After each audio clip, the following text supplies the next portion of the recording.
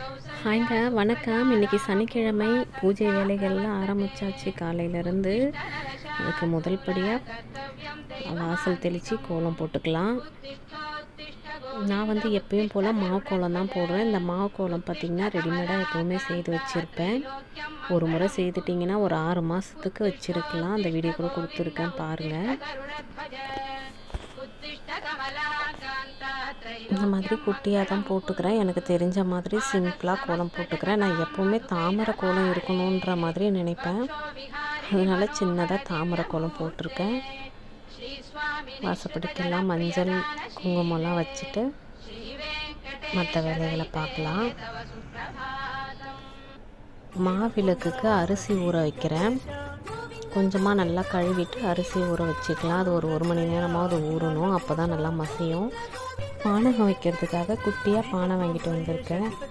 இப்போ உருளி ரெடி பண்ணிக்கலாம். தண்ணி விட்டு கொஞ்சமாக பச்சை கற்பூரம் சேர்த்துக்கிறேன், கொஞ்சம் கஸ்தூரி மஞ்சள், கொஞ்சமாக ஜவ்வாது, கொஞ்சம் வெற்றி வேறு இந்த மாதிரி சுற்றி வச்சுக்கலாம். இந்த மாதிரி போடுறதுனால இதெல்லாம் சேர்க்குறதுனால ரொம்ப வாசனையாக இருக்குது வீடு. இந்த மாதிரி செய்து பாருங்கள். இப்போ பூ வச்சு அலங்காரம் பண்ணிக்கலாம் நமக்கு தெரிஞ்ச மாதிரி. இந்த பன்னீர் ரோஸும் பார்த்திங்கன்னா ரொம்ப வாசனையாக இருக்கும். கொஞ்சம் மருதாணி இலையும் கூட சேர்த்துக்கிறேன்.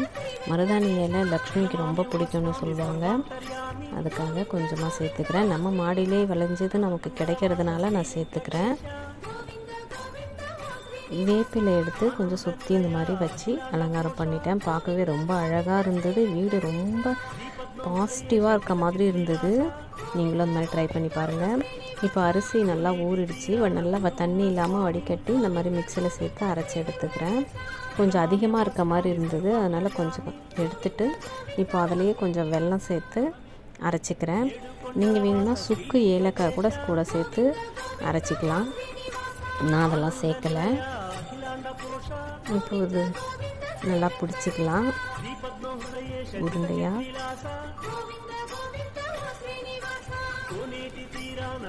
இந்த மாதிரி மாவிளக்கு ரெடி பண்ணி வச்சாச்சு. இப்போ பானகம் ரெடி பண்ணிக்கலாம். கொஞ்சமாக பச்சை கற்பூரம் சேர்த்துக்கலாம்.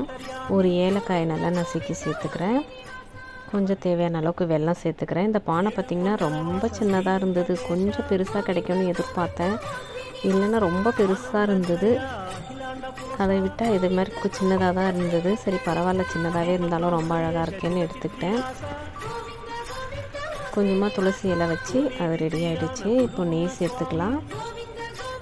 இப்போது வாசப்படியில் விளக்கேற்றி பூஜை பண்ணிக்கலாம். ஃபஸ்ட்டு வாசப்படியில் பூஜை பண்ணிவிட்டு தான் அப்புறம் உள்ளே போயிட்டு விளக்கேற்றணும் பூஜை ரூமில். இப்போ வத்தி கற்பூரம்லாம் ஏற்றிட்டேன்.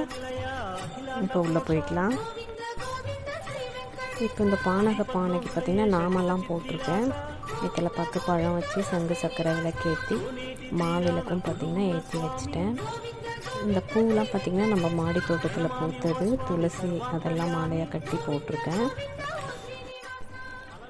இப்போது போற்றிகள் சொல்லி பூஜையை ஆரம்பிச்சிட்டேன். 108 போற்றிகள் சொல்லிட்டேன்.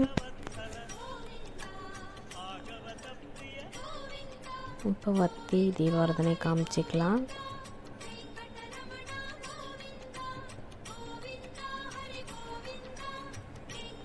எல்லோரும் சாமி கும்பிட்டுக்கோங்க. நானும் எல்லாருக்காகவும் வேண்டிக்கிறேன்.